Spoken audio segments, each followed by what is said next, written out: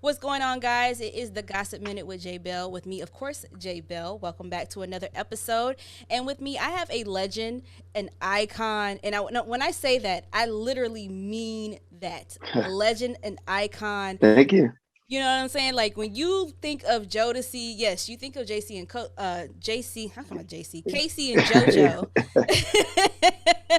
But we all sometimes tend to forget some of the hit makers behind the scenes and someone that has very strong vocals also. So I have with me today who's also a songwriter, producer, discovered Missy Elliott and Stevie J.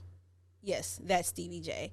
Mr. Dalvin of Jodeci That's the in, in the building. Yes, welcome to the show. And right. if you hear me stuttering, it's because I'm so nervous because like I said, I have a legend on the show. Welcome to the show. Appreciate that. Thank you for having me. Appreciate it. No problem. Thank you for being on here. I asked you earlier how you were doing, but for the people, obviously you're very, very busy. You're working, you're doing your thing out here. So let's just go ahead and jump into it. Now, when I Okay. was looking at your background and I was really diving into the history, I didn't realize how young you were when Right, Jodeci right, first right. signed, Mm-hmm. right? You were like Right. 15, jumped in I the was car 15 with going on 16. Yeah, yeah. yeah, you That's you right. jumped in the car with your brother Devontae Swing. You had Mm-hmm. Casey and JoJo, and you guys headed Mm-hmm. up to New York and signed with the late great, rest in peace to Andre Harrell and Andre Uptown Harrell. Records. Mm-hmm. Let me ask you this: like, how was it the scene for you as a teenager? Forever My Lady Um. drops. Right. You talking about pre for my lady or afterwards? Well, pre and then after the whole Well, process. the thing was, I don't think that we really understood. We just made music. You know what I'm saying? Growing up, we just made music, and we knew it was special, but we didn't know how special it would be to the world. So I think that it was more like people were like, oh, these songs, but these are songs that we wrote when we were like 13, 14, 15 years old. So Wow. it's like we was writing songs for our girlfriends all the time. It's just a collection of songs that we had made for our little girlfriends just to give to them, like what I'm saying, instead of making a slow jam tape, we made our own. You know how you made a little cassette tapes back Right. in the day. We made our own and made our own music and gave it to our girlfriends and stuff back then. So, these are some of the same songs that we would write for them and just but when I first heard Come and Talk to Me, my brother had wrote it and I said, something about this song, dude. We need something need to happen with this song. And I think the world need to hear it. It was just the way that it was one of those songs, every now and then a song would come across you and it just catch you like that. Come and Talk to Me was like the first song I think we knew that we were supposed to be something as far as, outside of North Carolina. So I remember when it dropped, and I actually was right. living in North Carolina, and I'm glad we have that connection because you guys are from Charlotte, North Carolina, Mm-hmm. and I grew up in Winston Salem, North Carolina, Okay. so I was Yeah. like an hour and a half away. Absolutely. Yeah, Um, absolutely. and then when you bring up "Come and Talk to Me," which is a huge song, and it still gets a Mm-hmm. lot of play today. People still love that Mm-hmm. song, but let's talk about the remix because I'm glad you brought that up. Right. And so the remix at the end of it, obviously, there's a lot of moaning going on Right. from a woman, and the rumor was that it was a little freaky, freaky going on. Hey man, we can't give you all the studio secrets, man. We can't give you all that. So you're not gonna tell us was that really real? Like, was the I woman getting can't her? tell you. Hey man. Oh, I gotta give you this.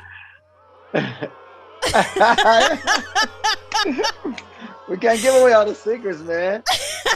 Can't give away the recipe, man. Hey, I understand, but it's something that's always been talked about. Like, hey, what? Right. I know my dad made me turn it off at one point. Like, what is you Right, right. listening It was to? But yeah, like the first album itself, a great album. I Thank remember you. listening to it as a kid, but I also remember listening to it as an older adult. I Hmm. went back and I was listening to it again. And I was just like, wow, this is such a classic album. And I refound Right. songs that I never listened to in the first place beyond the singles. Hmm. Like Right. I'm Still Waiting and You and I. Hmm. Right. Those two songs, when I say stay on repeat, Hmm. like they are two of my favorite songs off the album. Right. And I don't know what it is. I don't know if it's the vocals or the production, but it just hits you so deep when you're listening to Right. those songs. Hmm. And so like I want to ask you next because you guys have pretty big songs, um Hmm. Come and Talk to Me, Stay, but I think some of the bigger ones, obviously, Come and Talk to Me had a remix off your Mm-hmm. second album, Fiending. Fiending was a huge Mm-hmm. hit. And then the Right. third one was Freaking You. Right. So my question is, these songs have become like anthems back then Mm-hmm. and even now. Was that sort of the intention of when you were creating these songs?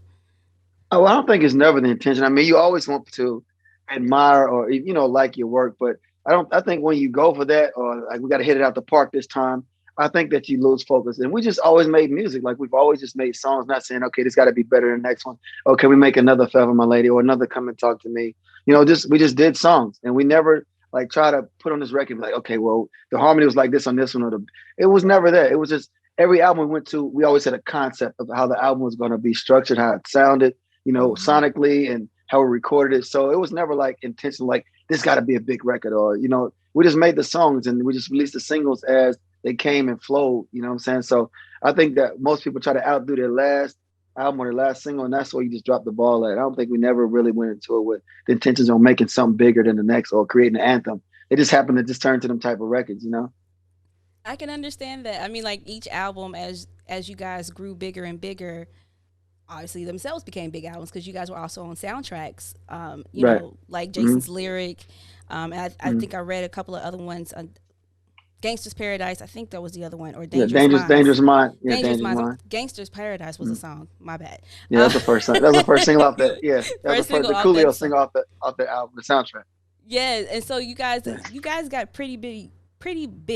And in that you guys were also known as kind of like the bad boys of R&B Right. against Boys the Men who were seen as Wasn't the right. good boys, Right. and I wonder if that comes from how you guys kind of like dressed, because when I was reading, you had a big part of how like you guys Right. looked and Mm-hmm. how you guys kind of portrayed yourself. My question is, in that, why was it a choice for you guys to kind of perceive yourself that way versus going the route of like Boys to Men?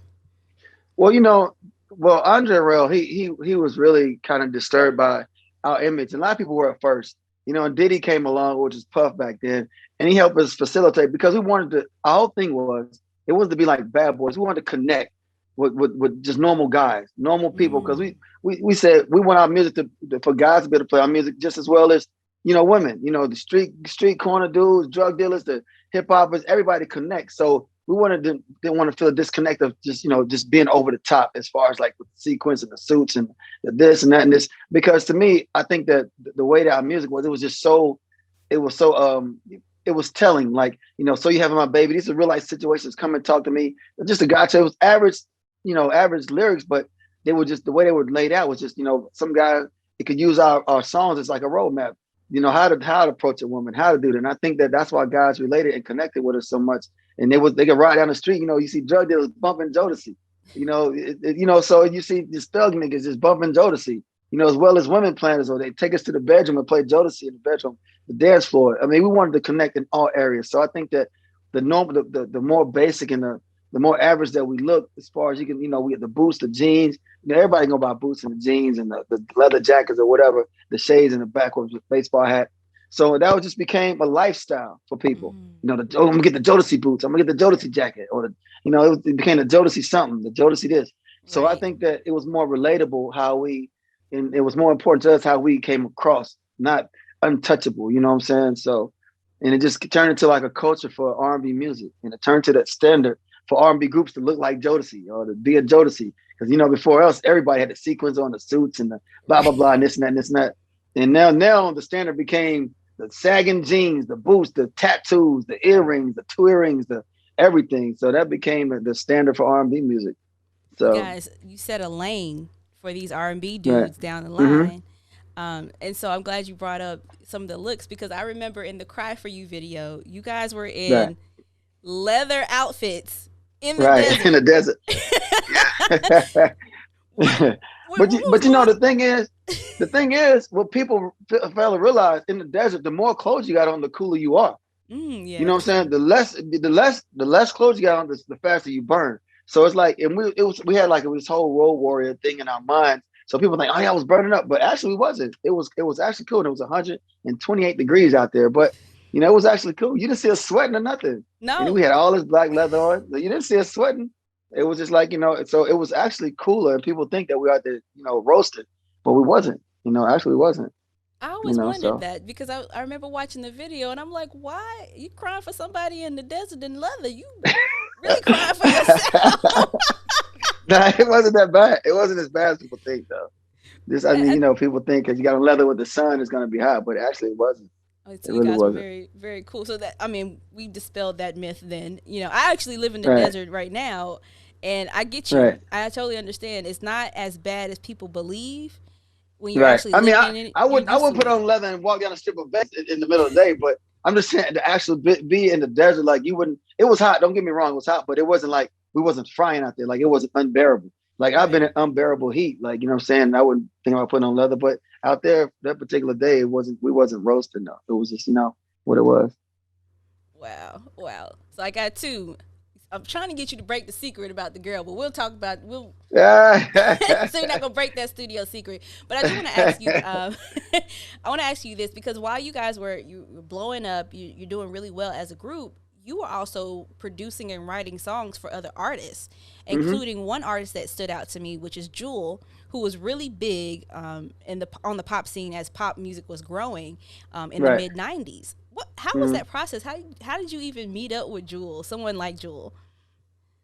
Well, you might have the wrong jewel. There's a black jewel. There's a white jewel. Which one are you talking about? The There's white two Jewel. different. So you didn't write No, I'm talking. for. I was. Y'all went there with the hip hop jewel. Jewel with the death row jewel. Oh, okay. It said Yeah. So Jewel, and I that was yeah, like, two different. wait. Okay. Yeah.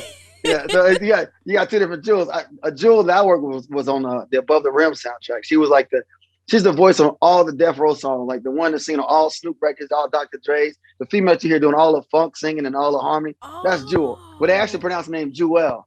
So it's Jewel. Okay. Jewel, and Jewel. So Jewel is the one I produced. That was like the female vocals for all Death Row, all the West Coast songs. She's like the Nate Dogg, the female Nate Dogg. So every record you hear that's Gotcha. female singing on the West Coast is Jewel. So her first solo single was Not Deep Enough, which is on the Above the Rim soundtrack. So yeah, Oh, okay. Okay. Because I saw Jewel. I was like, wait a minute. He wrote for Jewel? yeah, Jewel. Do you get We that gotta put our own confusion a spin on it, lot? like Rodeo Drive and Rodeo Drive. You know what I'm saying? So the same street, but once you get down a little bit, you can pronounce it different. So you got Right, Jewel and Jewel. Jewel. Same thing. Well, I mean, you guys also worked with Mary J. Blige, who Right. just got a star on at the Apollo Theater, but also too, hmm she's releasing a documentary on my life, one of Right. her biggest albums, which hmm if I'm not mistaken, you guys had a part in because hmm Casey and her had a single together. So Right. we're not going to touch the relationship or anything like that. But what was it? Right. What was it like working with her at that time? Mary, I think once she gets in the studio, she's focused. This is her studio life. Outside of that, I think her life is in whatever direction it's in. But me experiencing her in the studio was totally different from the Mary I knew outside the studio.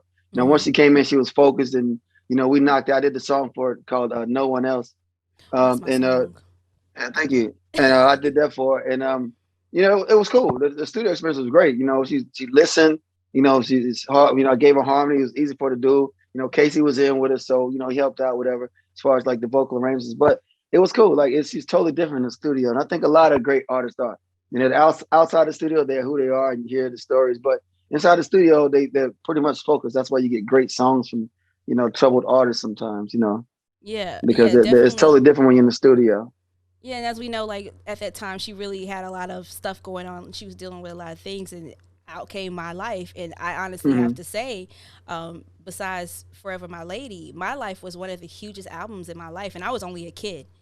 But I hmm still listen to that album like it was released yesterday because it's Right. such a influential album for us millennials that grew up hmm listening to artists like yourself and Mary J. So it Right. takes me to my next question because both of you guys were signed with Andre Harrell. hmm What was the one single piece of advice that has stuck with you that Andre gave you? Well, Andre was, he wasn't an R&B guy. He was more of a hip hop guy, but he gave like more mentorship advice, and he would point out certain things. Like he would come to our shows and he would tell us like, always address the crowd like this. He knew different things that would, that actually, was seeds they planted in us. And as far as the music, sometimes he didn't know how to convey what he was trying to say. So he used certain examples, and we knew what he was trying to say. And it was always right. He was always right about, like, even down to drum sounds. He's like, man, I like the strings, I like the keyboards, I like the vocals. I just don't like the drums. And we're like, well, what you mean? Change the kick or change the snare to something. Well, change it to what? He didn't know, but he knew what needed to be done, and he would hear certain things. And so, and sometimes, things work. It just worked. It was like, okay, it made a lot of sense.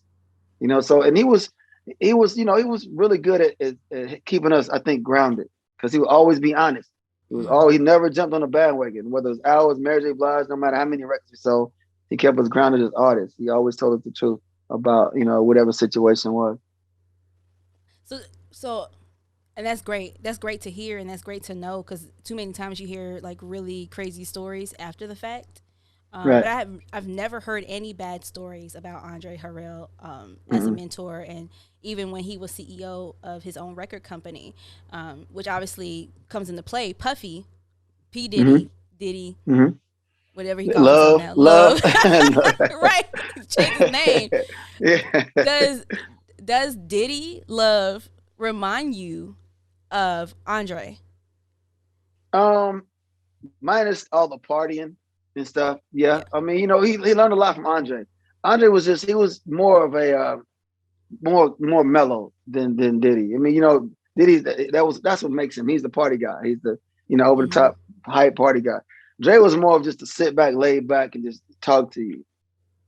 So I mean, but both knowledgeable, very knowledgeable about what they're doing.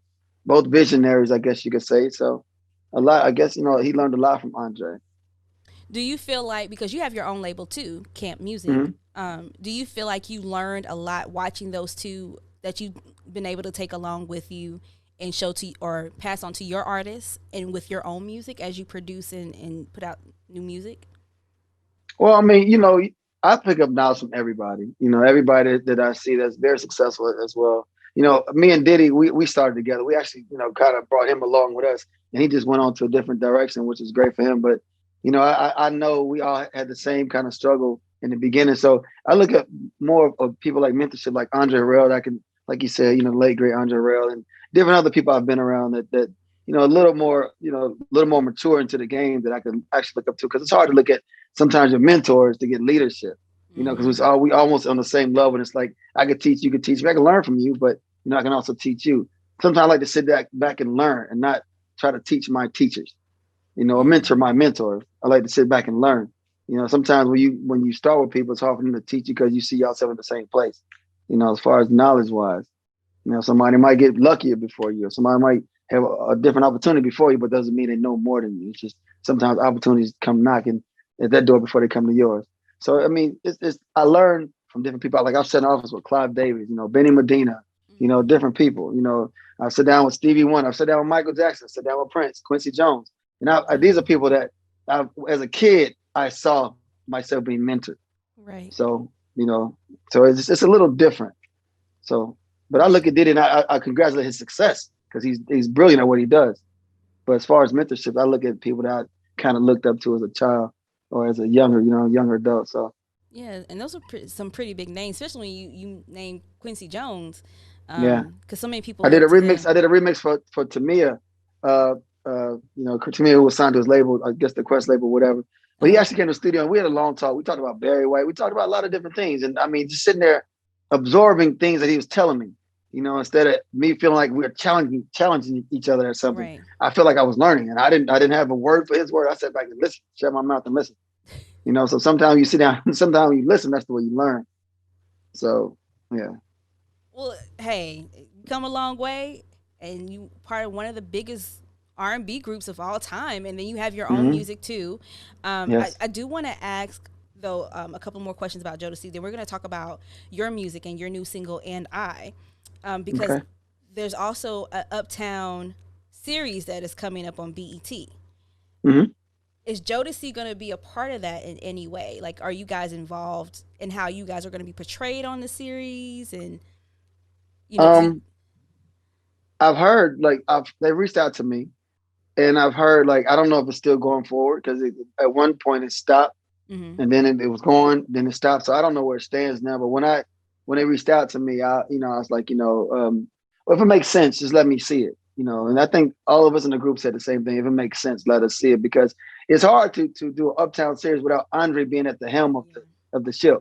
It's hard. I mean, because I know I've been there from the beginning, and he's been from the beginning, and he's not there, so it's hard to make an Uptown movie to me without Andre being there. But it's some guys that's been around for a long time, but can they still portray it like Andre wanted to portray it? I don't know. So I mean, but if it's something that's that's meaningful, yeah, of course I'll be a part of it. But like I said, last I heard, they had stopped the project, so I don't know if it's still going forward or not. Okay, gotcha. So what about you guys' biopic? Because there's been rumors going around that you guys have one coming soon, and you guys are actually Right. working on it now. Is it Mm-hmm. gonna be set up like how New Editions was over a 3 night span, so we get a lot of history, or is it just gonna be like a 2 hour movie to be Um, comprised well, on? well, like I said, to me, if I had to make a decision, which I have a big part in the decision making, and I know some of the other guys in my group, we wanted to be a series. That would be our thing, because it's Mm, hard to try to fit four individuals from four different visions or perspectives of how this group was, and into 90 minutes, which is a movie. It's considered 90 minutes. You can't take 20, 30 years of our journey and our struggles and our success and our our faults and our failures, and to put it into 90 minutes. And that's a disgrace or disservice to anybody who's achieved something great in life, and they work so hard at it and try to just cram it into 90 minutes. Because you look at some of these biopics, and they don't do them any justice. They don't do them any justice. So I think that the best way to do it would be like over a mini series, and that's what I think we're aiming for. so something similar to what like Bobby Brown and New Edition did with their stories, so to speak. Um, Probably maybe a couple more days, a couple more episodes than that. But Oh. yeah, So there's a lot yeah. in there that we don't know about at all. Then, if you're saying Well, like, that's what I'm saying, because people get to see. They look at 3 points, look at the start, the beginning, and hopefully not the fall. But in between those chapters, there's things that's important that leads up to each, event in your life, and as far as your career. And in Jodeci, we have so many, and it's like, mm, we got to take you on a journey. We can't just take you to certain spots and you try to put it all together by assuming right, what happened. So we try to cover and make it as authentic as we can. So I think that any artist, whether you be a singer, songwriter, movie, whatever it is you do, and you achieve some sort of success that the world is interested in, the story should be told as well as it can be told without missing a lot of things. Because when people draw a conclusion, you only have one time to kind of do it. I right, watched a couple. I'm like, well, that's not how that really went. I mean, you don't get the actual journey of the person's life, and I think that's really important. I think a lot of fans think we just want a Jodeci movie, Jodeci biopic, like do it tomorrow. And I mean, it's a lot of things components that go into making a movie, a biopic about somebody's life. So, and I think that if people understood that, it'd be worth the wait to be done right, so you guys can actually know. You right. know, And I'm excited to see it. However you guys go. I mean, I think everybody who grew up with you are right? excited to see something of the sort, because there's certain parts that we have seen that has been Hmm. played out in the public. Certain things like Right. reality shows with Casey and JoJo, when Hmm. they were working towards their sobriety, and then it kind Hmm. of like was like quiet on the other side because we hadn't really seen you or Devontae.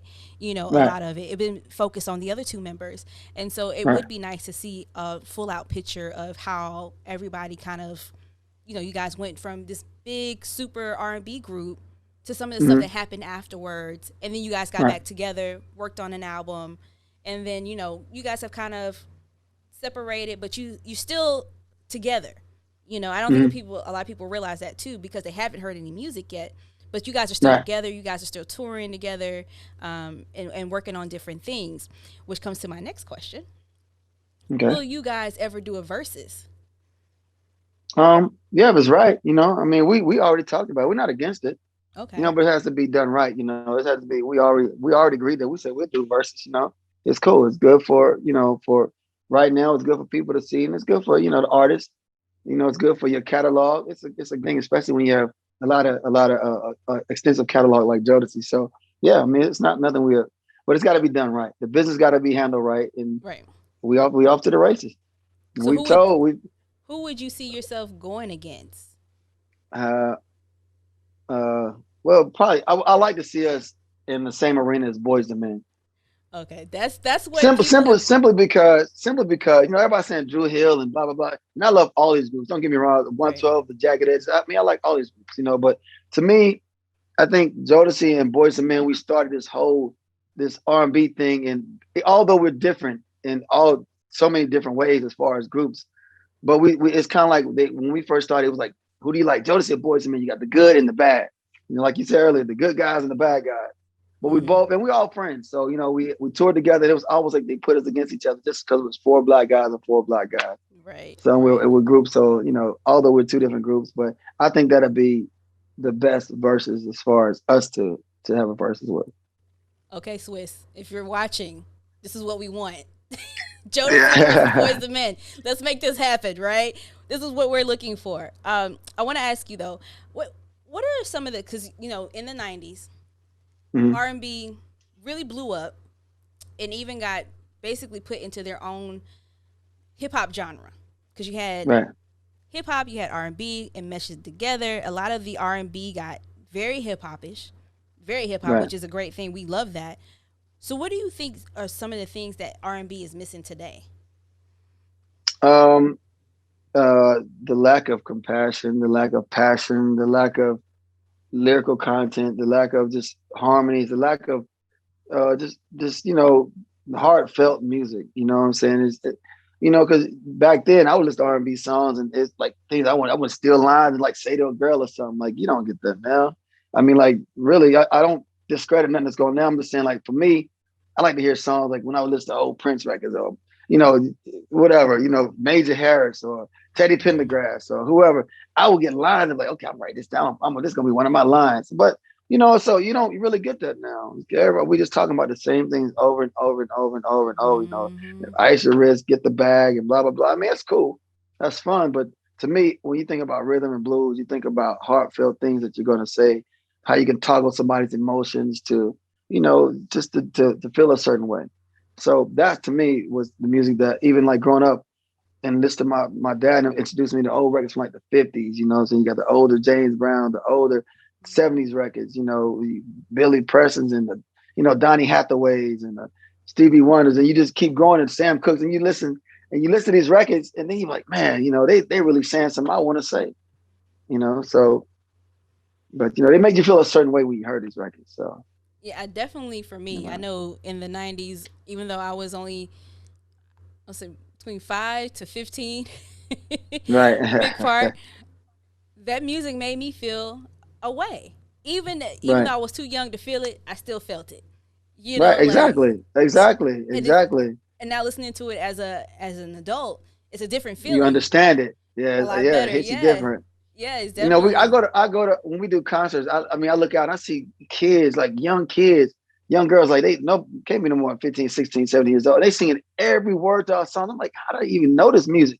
I mean, they doing the ad libs, they doing the word, the choruses, they doing everything. I'm like, wow. I mean, just to know that they probably weren't even born when we put this music out. You Yeah. know what I'm saying? So, but I mean, it's the same thing. Like, me growing up, me listening to the older songs, I wasn't even born, but it's just something about the music that made you feel a certain way.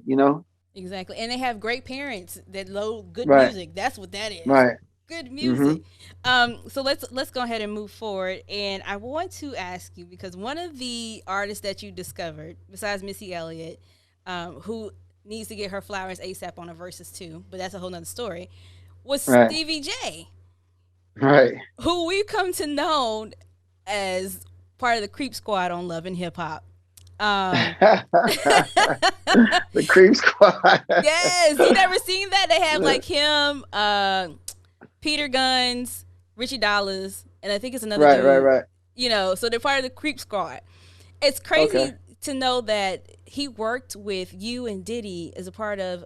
You discovered him, and then he went on to work as part of the Hitman with Diddy and the Bad Boy Right. label.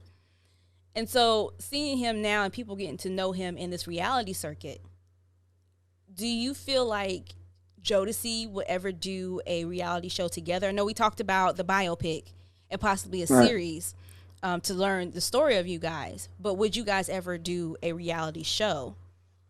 I mean, it all depends on what it was. I mean, what it is. I mean, like Mm-hmm. I get a person to do reality TV show all the time. Like, but it shows I'm not interested in. You know, I'm not into to destroying my brand and things I've worked hard for some buffoonery.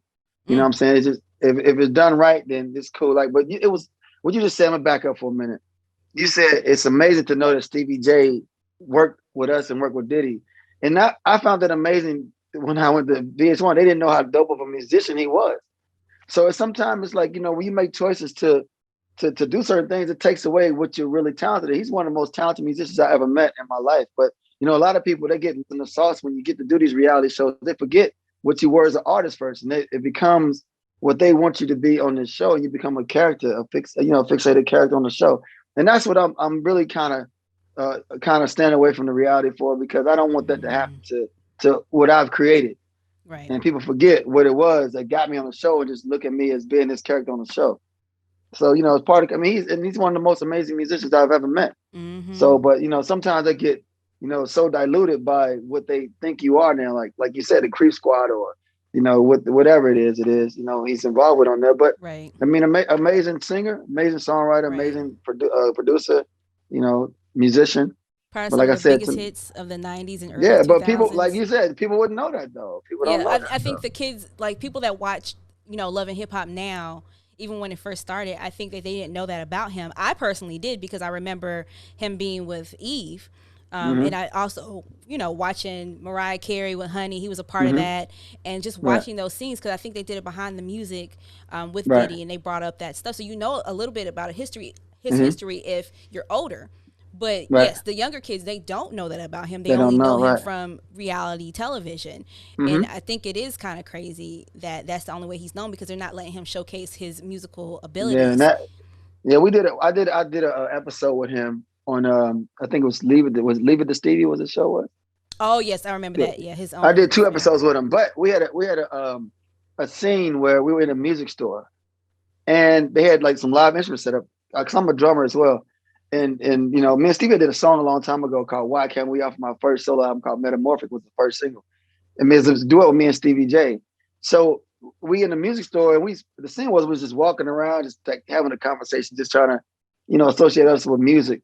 And we got on the instruments, and we just had a jam session for like almost 2.5 hours, and they were blown away because they didn't even know Stevie J could play Mm-hmm. instruments. And I was like, I mean, they were blown away. The I think I remember producers that and scene. everybody was there. Well, I mean, they only played maybe a couple seconds of it, but we Right. jammed for like 2.5 hours. I mean, we sung, we played. I think we switched instruments. I mean, it was crazy, but they didn't even know. They had no idea. And I was like, wow. I was like, That's wow. Yeah, but they were blown away. They were blown away. So I mean, but I'm just saying, like, to me, like even the artists that I work with now that comes under Camp Music, which is, you know, my label, mm-hmm. it's I make them go back and do homework. I don't just want you to just tell me somebody, tell me an artist that's 20 years older than both of us. Go back and do your homework. You want to be in R&B music? Tell me where the foundation is. Let me hear what you. Don't tell me some artist that came out 2 years ago. That's all you know. Go back and do your homework. This is like our camp is like a boot camp. I mean, you don't just come and be a part of this without learning something. You know, that's not a free ride for anybody. You come and you get on and you do the homework. I make me appreciate what it is that why I'm working with you, because I did my homework. You know, Right. there's not many artists you can't talk to me about from all genres of music, because this is what I do. I do music. You know, Mm-hmm. I'm just not here to give you a free ride to ride with us. So, And see, you that's why I know, was that's asking about how you handle your artists now in right, your on your label, because I feel like me personally, when you look at a lot of these artists that are out, they're not getting the same type of media training or like training right. period in handling or knowing artists of yesterday, and that Well, those artists are still influential, heavy right. part of Well, music. Go I ahead. think because we're in this TikTok, Instagram, Insta Reel, you know, whatever era of music, everything is only hot for a week. Everything Right. is hot for, you know, if you can go viral. So everybody, they don't care about building some quality. I mean, they just care about just I hope my video go viral. So they try to do something stupid or say something so far fetched that everybody catch on. That's not what I'm about. I've never made music like that. If it goes viral, fine. If it doesn't, it just doesn't. But I don't sit there and try to focus on saying something so far fetched or left field that people gonna catch on to it and make a dance to it. You know, so and I try to tell artists, if you love music, go back and study and you'll love it 1,000 times more if you understand the evolvement of music and where it came from. A lot of artists that come to me don't even know Jodeci music. They don't even know our music. I've introduced. They just know that they hear I'm a singer, I'm a songwriter. They don't know nothing about my group, nothing. And so it's like when I educate them, like, listen to this. Oh, I like this. I like this. So then it opens their mind up to going back further. And then you start seeing it come through their own music, the way you record, the recording technique. Because people just want you to go in the studio and make them a star, and that's what people want. So they can get on Instagram and post it, and it's, that's the age we live in now. So I try to get the balance of the two. Understandable. And I'm glad to hear that because there's not too many of that out there. I was also talking to another producer, I want to say a while back, Troy Taylor, who works with like Trey songs, and he's worked with Boyz II Men and whatnot. And he was kind of like the same way too. He does the same thing. He kind of like he trains his artists from the beginning, makes them understand it's bigger than just Instagram and TikTok and all those sort of things. Yeah. And so let's talk about your label a little bit, Camp Music.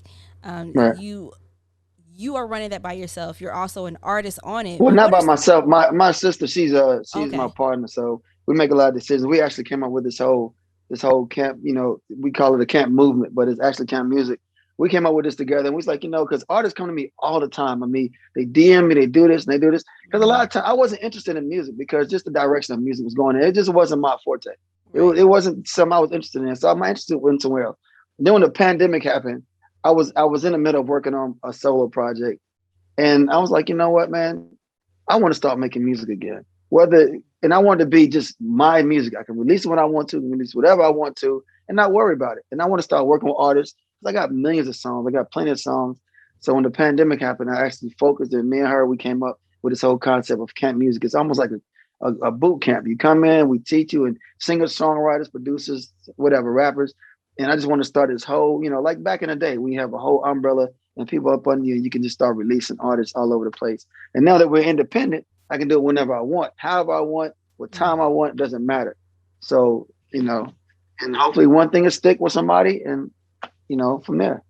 Well, I know one thing that has stuck with me, and that is the new single, "And I." Thank you. That really, I was sent over the whole thing, and I was listening to it, and I was just like, okay, heavy synthesizers. I love that. That gives me that New Jack City feel. Right. And then just listening to the lyrics, it definitely takes you back. And so when you were sitting down, you started creating this song. I know I'm talking about some of this stuff, but what was going through your mind when you started creating this record? First, I came up with the hook, and because I'm big on harmonies. I love harmonies. I love singing harmonies, and I love arranging harmonies. So, Jodeci was big for harmonies. We were big, and I've had a big influence on arranging a lot of harmony for Jodeci, and I wanted to make it a record which is my participation in Jodeci, because like a lot of people don't really know that what I do. They think it's not like you said earlier. Jodeci is Casey and Jodo, which is so far from the truth. But all four of us together makes Jodeci, and I just want to take my portion of what I do and just make a record. I made a few singles, and every one of them is me. But this one I want to be like from everything, all the background vocals, all the lyrics, everything. I want to just make this my record, and it was a special record to me because I started writing about special people. So I just. I took somebody's nose over here, somebody's eyes over here, somebody's lips over here, and I created this. Created the perfect song. I created the perfect woman with the perfect song. So, you gotta, so that's what happened. It's a really good song. Thank you. I really feel like this is something that can really push forward. And my understanding is you guys are working on a lyrical video, or you guys are getting ready to release. No, we're gonna release the video. Comes out June 11th, which is I think next Friday. I think. Yes, next Friday. Yes, next Friday. So an exclusive here. Yes, I love exclusives. Next Friday the video drops. Next Friday, yes. I love it. I love it. And so what are we expecting to see in this video? It's just it's more about me connecting with people. It's not a sexualized video. It's just more me connecting. And I have you have to see it. I'm not gonna give it away, but it's cool. No it's just more. Secrets. Yeah, it's more me connecting. Like it's more me just singing to, because I think everybody could feel a part of the song. Every woman could feel a part of the song. I think I'm saying what I'm saying to you is how much I cherish somebody and how much I really love this person. It's almost like I've just met you. And it's like, because I think men, we create this fantasy in our head when we see a woman, and automatically, just from the physical thing is when we first see. You connect and like, man, this is a perfect person. This is the perfect person. Like you just want that to be the perfect person, and it's like sometimes that's just where this song took me, because and it's not a disrespectful video, so it's not an it's really tasteful and it's simple. So I just wanted to be more about the lyrical content of the song. So that's what it is. Well, I'm excited to see the new video. I'm excited Thank about you. the new single. And before we head out, I want to know, is Jodeci gonna work on any new music anytime soon? We're always working on new music. When we're going to put it out is a different story, but we always work on new stuff. Like, you know, um, we we got a show September the 5th in Ontario, California with TLC and Keith Sweat. So it's gonna be pretty cool. I mean, we've come to a place in our lives and our careers to where I'll call Jojo, man, come out here, or I'll go where he is, and we'll put some on a record and might send it to Devontae, or we might meet up somewhere. It's just by chance, because I think everybody is pretty much focused on what they're doing individually right Mm-hmm. now. And I think Right. for us to really be back together, the business of Jodeci have to be straight, because that's what most groups and most artists, we don't realize it is called the music business. It's not Mm. called the singing business. It's not called the performing business. It's called the music business. So you have to get your business together. And so, and I think that once that happens, everybody probably get on the same page, because you go through life, a big part of your career in the early days where you don't know where nothing is, where you Right. whatever it is. Then the latter part, once you realize everybody's making trillions of dollars off of you, and you still trying to understand why everybody's living better than you, and then when you're doing all the work. So then you get smart about your business. It's not about the girls, it's not about the lights, not about nothing. It's Mm-hmm. about your families and your business. So I think once that happens, because we've made a lot of people a lot of money. Yeah. And so when you get that straight, then you understand, like, okay, now we can feel comfortable. We feel excited about doing what it is we actually love as a group, as a unit. Because I think individually, when you start breaking off in a group, you see people doing solo, it's because you're fending for yourself. Okay, I got my house in order individually. Now let's collectively get the mothership Right. in order. So that's how I think that it's going right now. You know. Well, I hope all that does work out. I think that's something hmm that a lot of us would like to see, more music from you guys. And obviously, you said you have a show coming up September 5th. Ontario is hmm gonna love that. I'm 6 hours away, so I wouldn't be able to come. But Oh, that's I'm all right. pretty. That's all right. The street. That's a hop, skip, and a jump away. Hey, that's a little bit of a drive when you're driving from Arizona to California. I just did it. Oh, that's all right. Oh, The street. Now you catch a plane. That's a $30 plane ride. oh, you're right. You're right. Maybe I'll make it Exactly. after That's all. 28 Okay. minutes. Yeah, there you I might go. have to come because I would love to see Yeah. you guys live. I think I've only seen you guys live once when I was younger, and Right. I haven't got to since. And then I wanted to when you guys were at the Soul Train Awards. I think that was 2014 when you guys did 2014. the hmm life. I think it was like the Achievement Award, and I couldn't come because I had to work. So when my Right. friend See? invited me, yeah, I was hurt. I was like, no, See? I wanted to be there. Right. So maybe this will be my chance. This will be my chance. Right. All Yeah, right, so come I got. on. Yeah. Yeah, well, come on out. You gonna give me some tickets? Absolutely. Absolutely. Hey, don't. Absolutely. Hey, if I buy my ticket, Mr. And if Dalvin. I said it, you can bet it. I'm telling you. Oh, see, I'm gonna have to bring my mama. Don't even Come try. on, bring mama. Bring Bring my mama. mama. Bring You my come see some mama. old bumping and grinding. Hey, she be bumping and grinding on her own. She's only 62. She ain't old. She ain't old. Yeah. All right, before we go, we're gonna play a game of Black Card Revoke, and then I'm gonna let you go. This has been Oh a great boy. conversation. Yeah, so you might lose your black card. You got to get. I'll say Oh get no. 4 out of 5. Okay. 4 out of 5. All right. So first one. Why shouldn't a woman buy a man a pair of shoes? A. He'll leave you. B. He'll start cheating. C. He'll two-step out of your life. Or D. He'll start drinking. Well, I'm gonna go with the cliche of what they say it is. C. Get two step out of your life. Oh, okay, okay. We'll go with that because I've heard that too. Yeah. All right, all right. Now this might be a little bit of a tough one, so I'm gonna actually reword it. This all won't Okay. cause no controversy. If Okay. you had to rate the best male groups of the 90s, how would you rate these 4 groups? Drew Hill, Jodeci, Boys and Men, and New Edition. Oh wow. Put them in order. You mean put them in order? Yeah, put them in order in your opinion. Okay. Jodeci, New Edition, Boys and Men, Drew Hill. Okay. Okay, I can go with that. I can go with that. That is true. I think I would just tweeze one little part, me personally. Which, but I'm let me hit the tweeze. Hold on one second. I would just. I Let would me hit just. this I would just switch Jodeci and New Edition. So I would put New Edition, Jodeci, Boys and Men, right, and then Drew Hill. Well, let me put a pin in that. Let me tell you why you might want to rethink that. Okay. You know, I love New Edition, but one of my idols. Let me just give you a little food for thought. Okay. Maybe you might add a little spice to the way you're little thinking. Talking about a group that produces everything, play all their own instruments. Mm-hmm. We wasn't hand put together.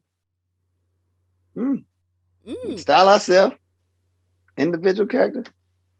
Okay. Just go back and might want to think that again. And you guys are from the home state, so you know what. Your home state, so you wrong for that. I gotta go. Let me give me your black card. Give me yours. let me get that. Come up off of that. Let me get yours. You ain't giving me to take my black card away.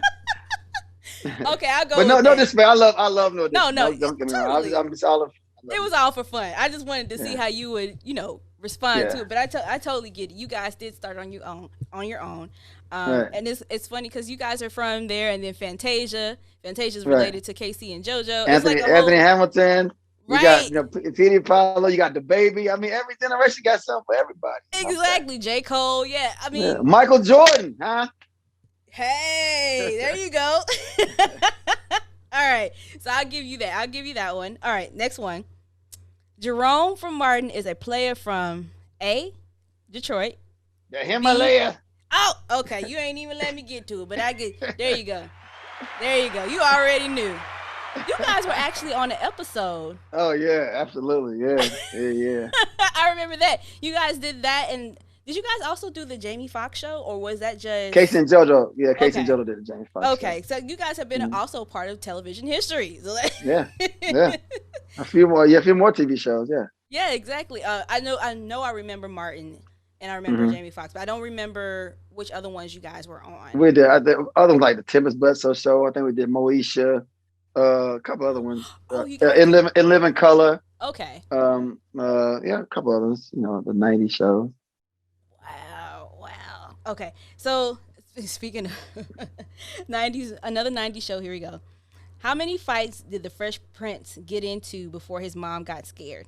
A, 5, B, 1, C, 2, or D, 3? Oh wow, and he says it in that song too. You know what? I might lose my car right here. Well, no, you still got a chance. You still got a chance. I got a chance. Question. You still got a chance. How many fights did he lose? I'm trying to sing the song in my head too. I got one fight, and my mom got scared. She said, "You moving with your auntie?" Okay, Auntie Belle. Was it one? Yes, I was about to Okay. tell you. Okay.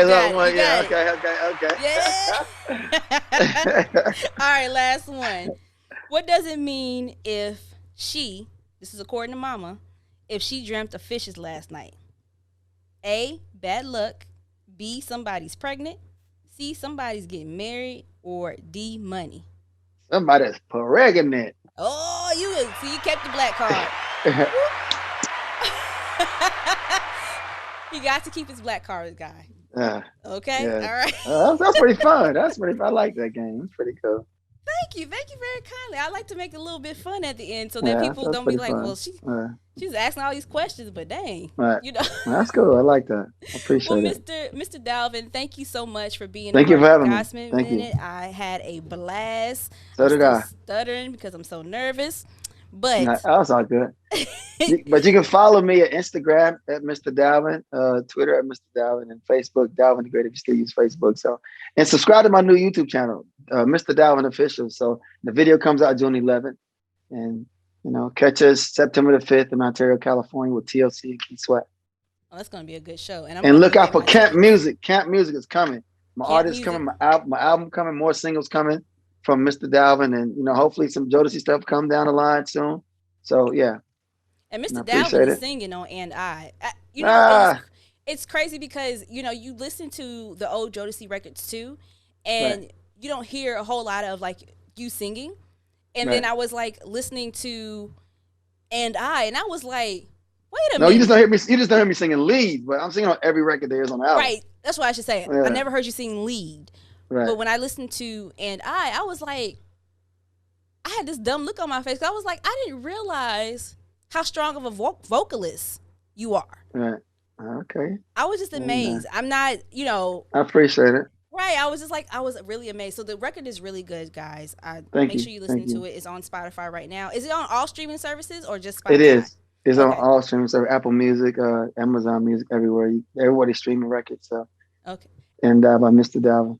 Right. Make sure you are listening to his single. Thank Run those you. streams up. Video, like you said, drops next Friday. Right. And And we're gonna go. support independent artists, all independent artists. You know what I'm There you saying? go. Support all independent artists. There Yes. you go. Yes. And I'm gonna go get my tickets now. So we'll see you guys next But time. no, you just get your plane tickets. I got the tickets for you, so don't worry Right. about No, that. that's what I'm talking about. I'm gonna get my Okay. tickets so Okay. that You me and my good. mom can go to see the Okay. show. All right. So we'll Okay. see you guys later. You definitely will. Bye. Thank you. Bye bye.